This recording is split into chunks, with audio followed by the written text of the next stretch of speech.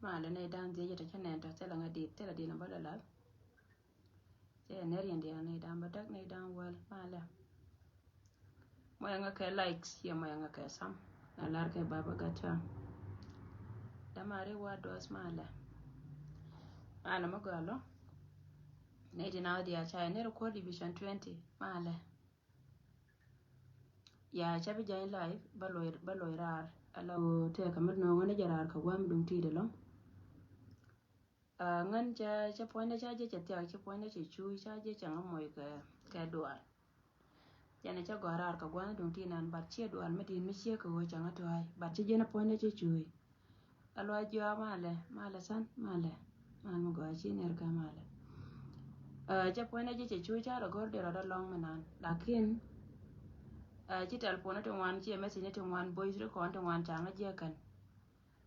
nei dia lo kono chianga moy mama ne dia lo kono chi dia barar ka kuidu no jo ye jo na ne chianga te ke je mela lo ye go kana kon lim jen be ka ngararo charo ai kan ne kono te me pin karo ina ne chia te ke kuidu ar me chal ka wal ga ka chala re na chi ke nyitin wal ga te la me chi nyin kanaran yana ka dia lo kon leng yana gwa da me ka ne dia lo kon chi dia ti jag yana ka barara ta me te la me chi nyin kanaran ka wal ga ne kon ka tin mal ka gwa ne dia lo kon te ka tin an ner ka ye kan ner ka ye general lo kon ka ner ka ye gad kun dia lo kon to wan kur chalara ken go te la me chi tuo yana be ka ngara yana ka dia mama ne dia te kon yot te lar ka je chi kor me di che nyi ka ngada ka ala social media na ngan ala ye ni chiang ari me che ka ri de me go social media na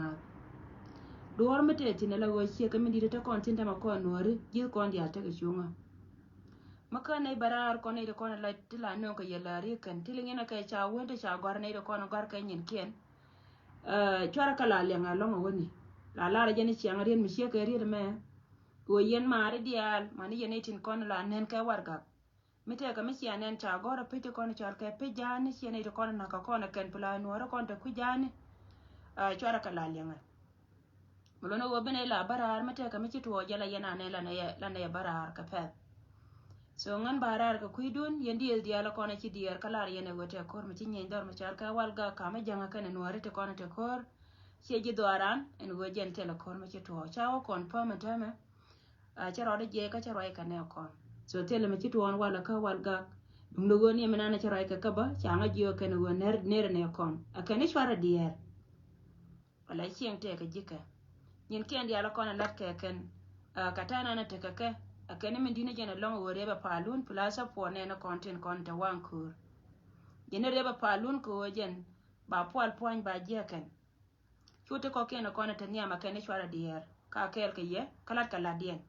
gwana no we wato zine we jen poin de ba nyin ken kona keken ba ka tu bana ne je ka bana tekeliam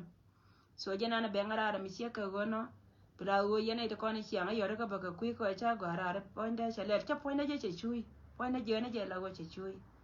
ko wo ta ma ko ne me da na che kor che to te lo mi chale ne le che ma te lo nien ka te lo ngo ta na ne tin telephone right telephone na che ro de je la go che point che chui yeah that's why je na ne cha lo go ro ba wal ba la kan cha ngo mo ka wala doctor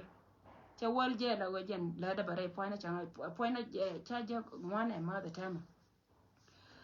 men dong dia neri na balara brother bull brown gariel male biner ka male te ka jo me che ka cha chia ka my timeline ka meri nya de na pal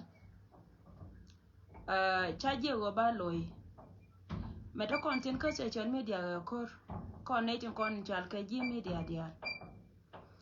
kor ka ne de kon te kuidun yan jang ka kor ka kon ne de kon te kui me kon mi chane jio te ka mi achiro da lana changa kai chine bi ber ka je ko mi chine ber ka je dong da wa to da ne ko da ka chilo da kula te ka ri da kon chilat ko rana mi te ka mi chilat mi la to ka duar ka chielas ka gwade gwa wo ba larji mun do wotin dia la kon chilat tin ki to gen mo moy ka to kina ngana ngan cheng mi charom ko go je ta ka lus mala ne ngana ne dia la kon la rai ka media chaka la lo ya ka wo ina na be ka kararo ngan changaram ta ka lu gwa nan ta tin kame dong di no mete ka ngan mere nya do ma kwaya kai mi cha dor cha la daran ka gwade la da jena ka gwade mi ci dor ne na chete ka diaw kiyan ta kiyan la dem be ne gwa mi jete ka diaw tina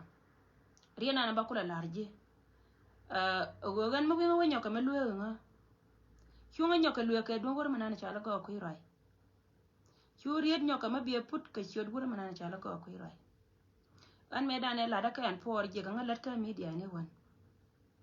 e wur mi chal ka go ku rai je nga ngara meta le de la wo la da la jo refugees ka Kenya ka media da ne la da tene media mi di mele ne du nan ko nore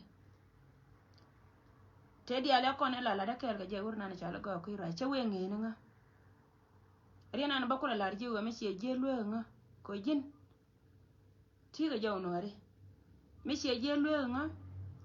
bi nga lu la go ala nyanda wala jin chu go ku rai la we nyo nore raido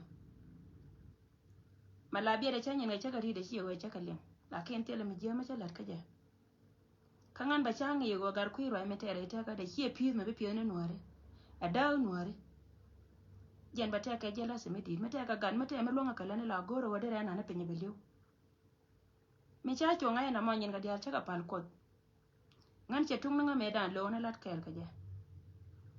rai ma jana na balar je ka ri ru dia lo kon chi lat chi gwal ken chi ga lat an chi lo da te ko jin chi ngar advice e jin jang bad te ko na chi barare idu te ka nga ken ko cha wo leng rai no nga ka bad wura dan cha la gar ku rai gwan nyiri ala bia da mana ka nyiri dia la ko la je ga ba ka je ga ku da nyando la je na ro da wa charon gwan an tetin ba yin kam lus ko ramadit chi wo te me je ma che yar ka ja ka chi wo jen point da ri rami mit te me di ma che la ka nga me pala pede pala je ga tet to be honest ka ji ne me ko chi la na ka rew jo ne ji go jin me la yana la na je dong ba ku na na ta ka ye che ba ku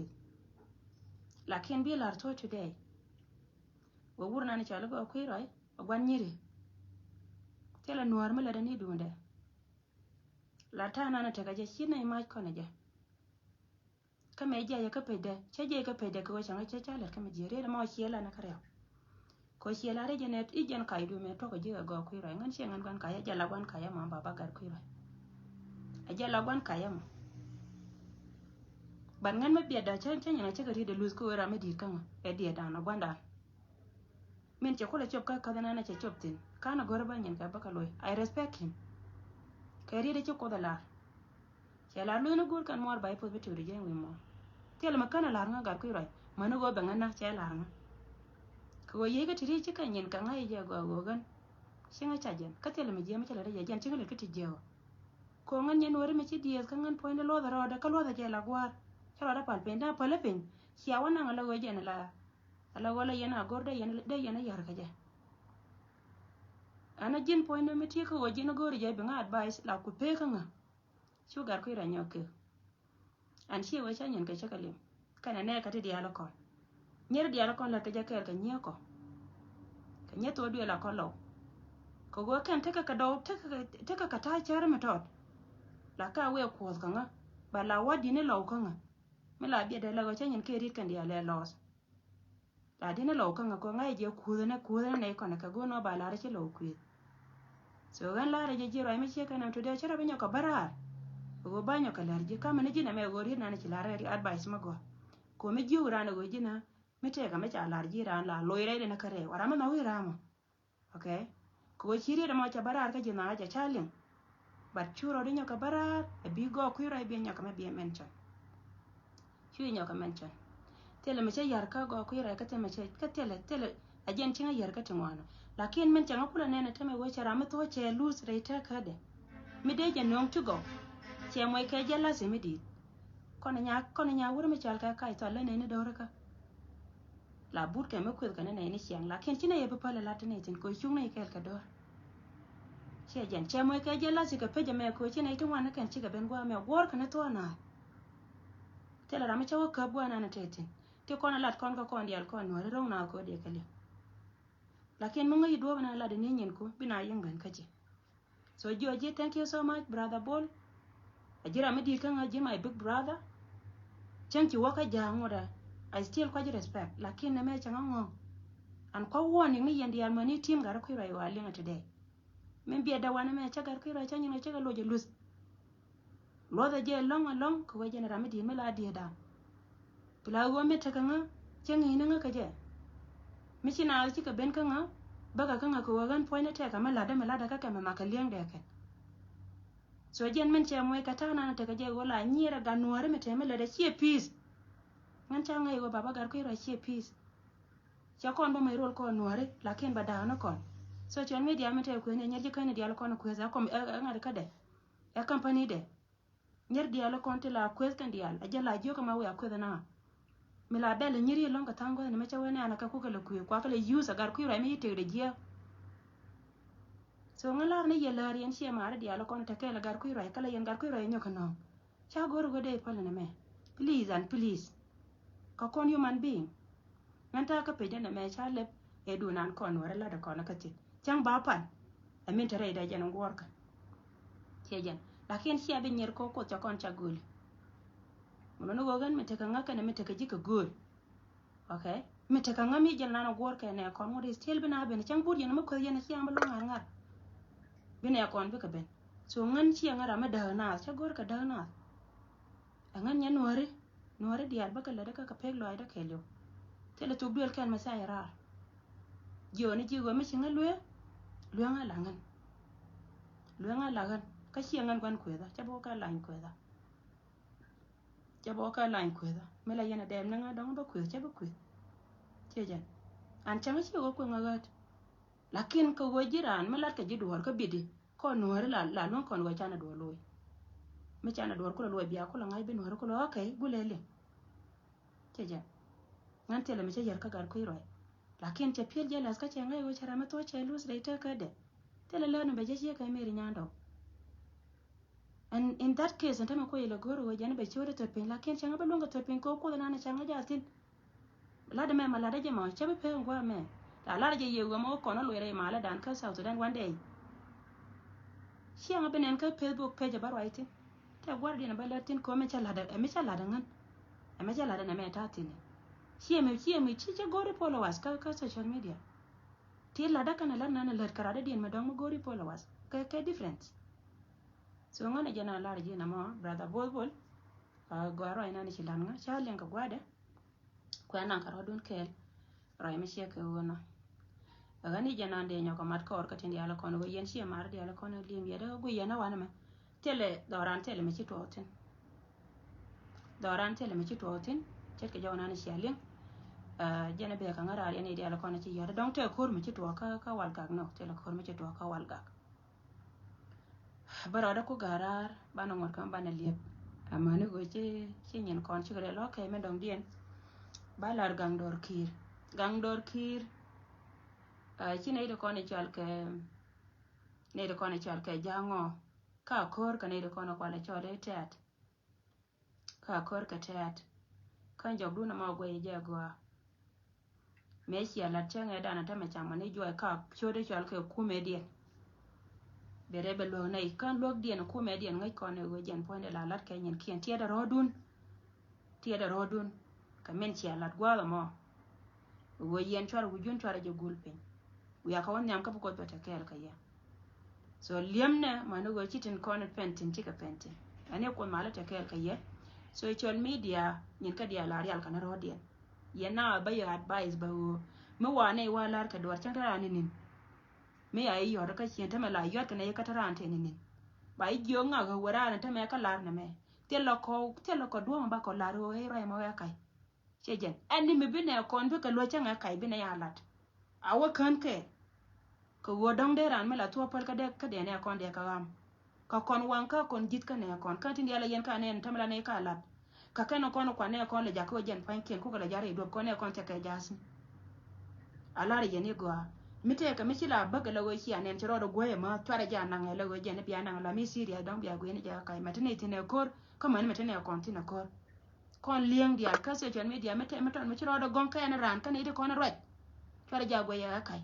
lakin changa ka chine goro go bete chine lat ko enemy te du bi ala lat ka je ani mete duk dia da lar kaje so thank you so much jan gwa na ba pete na ma ko mala ko tekel kaye na ayen dia la par an pala ka ko na gan me chal ka nya le se ko to kuida mama ne dia mane yene dia la ko na pala ko shine itin ko na jinyiri chare je ga kuida lon ko na nya ka itat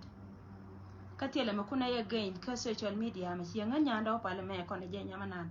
I don't think go kwa na ipe ye social media ko wala na ikel kanware ka lenga jawda pala ka kuida la ne re pala kun ko ne dia la kon wana ne de pal ke biel de bul jinyiri dia la kon chare je ka shoda kon ga de chale nya le ka ne de pal ka gwan jeng ne kan an chika ne de nana go kan de ko ka chetan ka kuida de ko kuida go kuida na chama kon je bina an chel ne ti chel na kala ngar kuida te tan wana la da